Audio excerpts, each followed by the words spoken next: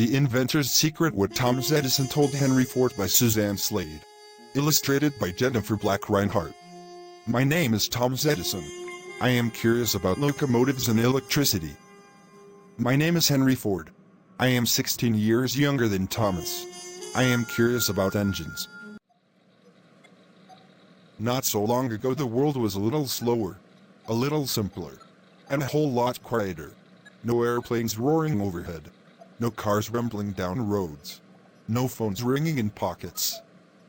Then things began to change because of two curious boys, me and Henry Ford. And one secret. I used to get a lot into troubles when I was young.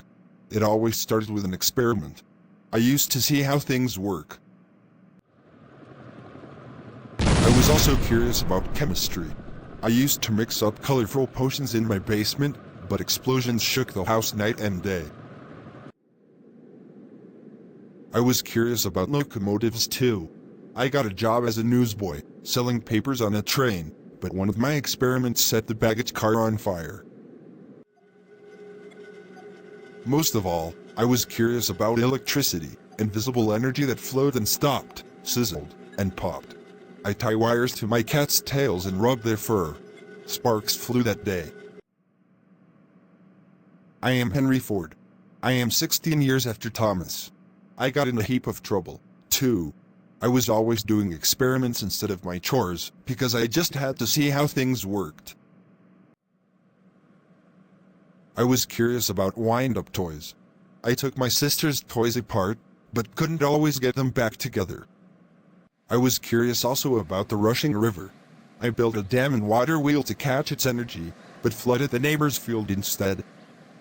Most of all, I was curious about engines, machines that chugged and purred, hiccuped and whirred. I built a steam engine from a 10-gallon can, 10 blades, and a pipe, but it exploded and set the school fence on fire. As I grew older, I dreamed of creating my own inventions, electric gadgets to make life easier. I designed an electric pen so people could rest their weary hands. My sharp pen cuts a stencil that made copies. In just one day people could print a pile of copies that would have taken weeks to write by hand. I am Henry. As I grew older, I dreamed of creating my own inventions, too, powerful engines to make life easier. When I was 12, I spied something amazing, an engine-powered buggy. I'd never seen a vehicle that wasn't pulled by a horse. My mind was filled with questions. What powered the engine? How fast did it go? What could it do?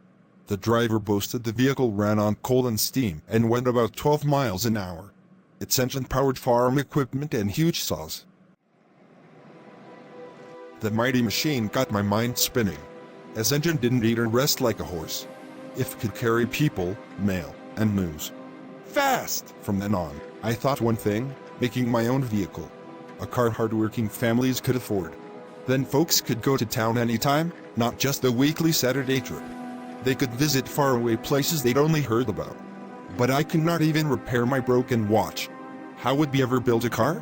Then I heard about Thomas's electric pen. What's his secret? I wondered. How did he make such a marvelous machine? Later, I am Thomas Edison created an invention that recorded and played back sounds.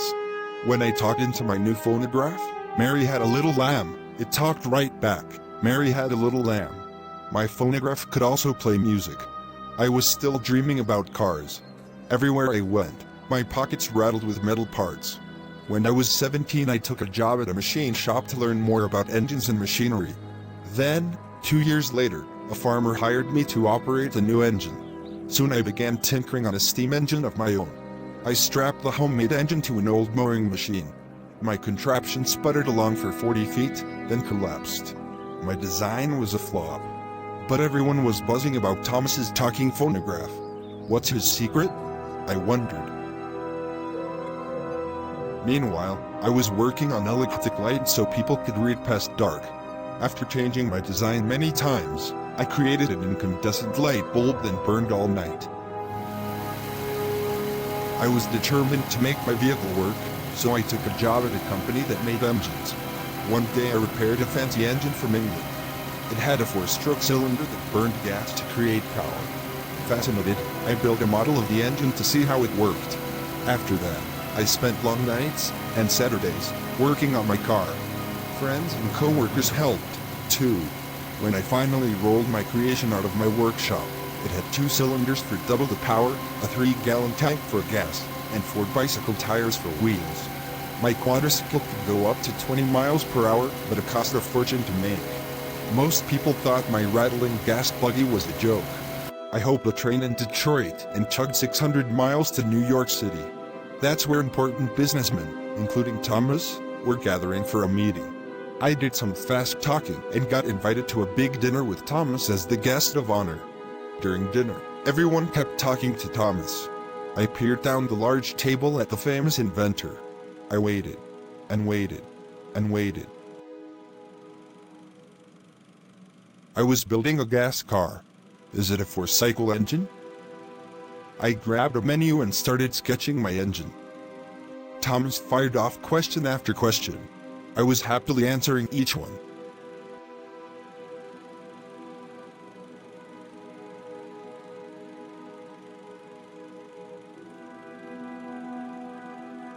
Keep at it. Keep at it? I'd known Thomas's secret all along. Thomas Edison and Henry Ford are 2 of the most important men in American history. Edison and Ford were good friends, who often gave each other business advice and even vacationed together. Edison was the person who gave Ford the confidence to build his own gas-powered car. Thank you grade 5 students for watching The Inventor's Secret movie. Created by Miss Heba Saeed.